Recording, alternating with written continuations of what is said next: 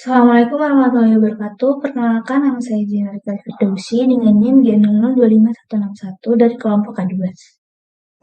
Alur saluran sekresi vesika velia.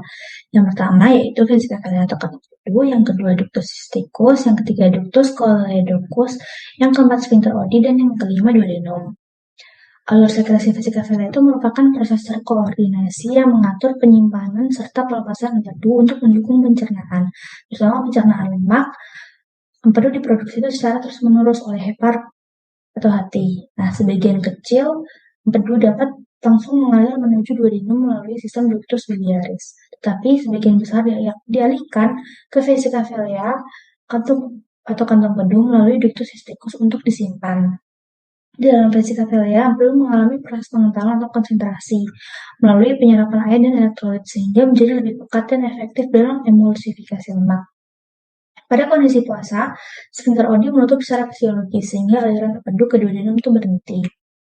Penutupan itu menyebabkan empedu yang terus diproduksi hati mengalir kembali ke arah ductus cysticus dan masuk ke dalam vesika velia sehingga organ ini tetap terisi. Saat makanan berlemak memasuki duodenum, terjadi stimulasi pelepasan hormon kolesistokinin dari mukosa usus. Hormon ini memicu dua respon utamanya yang sangat penting. Yang pertama itu kolesistokinin menyebabkan vesika velia berkontraksi kuat, sehingga empedu yang telah dikonsentrasikan terdorong keluar menuju saluran empedu. Yang kedua, kolesistokinin menyebabkan relaksasi sphincter Oddi, sehingga membuka jalur bagi empedu untuk masuk ke duodenum. Dengan demikian, selama proses pencernaan, empedu mengalir secara teratur melalui urutan yaitu vesika velia, ductus cysticus, ductus coledochus, sphincter Oddi, dan duodenum. Setelah proses pencernaan selesai dan kadar kolesistokininnya menurun, sphincter Oddi kembali menutup, kontraksi vesika velianya mereda dan empedu kembali disimpan dalam kantong empedu hingga diperlukan pada siklus pencernaan berikutnya. Proses ini tuh memastikan bahwa empedu tersedia tepat waktu dan dalam jumlah yang sesuai untuk mendukung pencernaan lemak secara optimal. Selanjutnya yaitu otot yang mengelilingi papila duodeni mayor serta otot-otot penyusutnya. Nah, papila duodeni mayor itu merupakan tempat bermuaranya ductus coledochus atau saluran empedu utama dan ductus pancreaticus atau Bierstrom ke dalam pars descendens duodenum.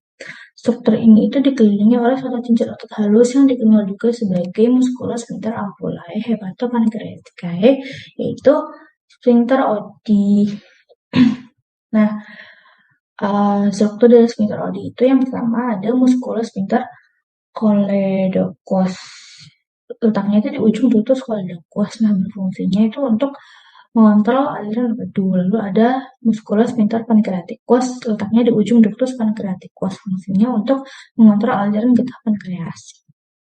Lalu ada musculus sphincter ampullae atau hepatopancreaticae, letaknya itu di ampulla vateri dan papilla duodeni mayor. Fungsinya untuk mengontrol aliran gabungan dan mencegah reflux.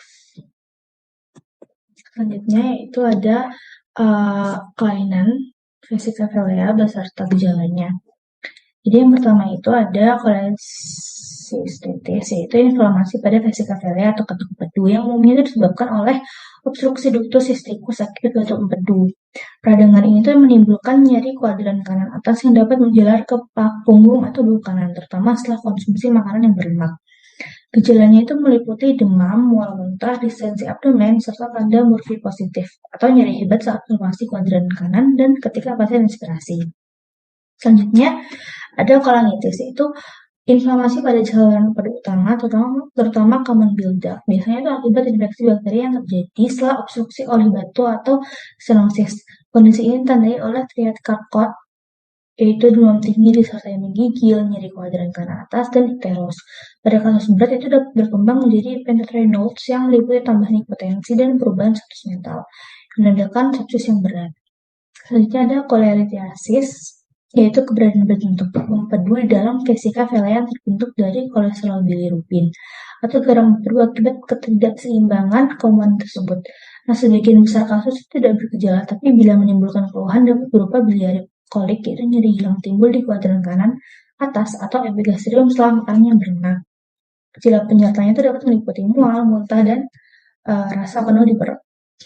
Selanjutnya yaitu koledokolitiasis, yaitu keberadaan batu di ductus coedochus, yaitu saluran empedu utama yang dapat menyebabkan obstruksi aliran empedu. Gejalanya itu meliputi nyeri kuadran kanan atas yang lebih persisten, terus urin berwarna gelap, feses pucat, pruritus atau gatal, serta mual muntah.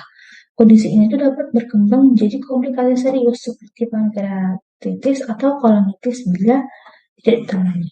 Baik, sekian dari saya. Wassalamualaikum warahmatullahi wabarakatuh.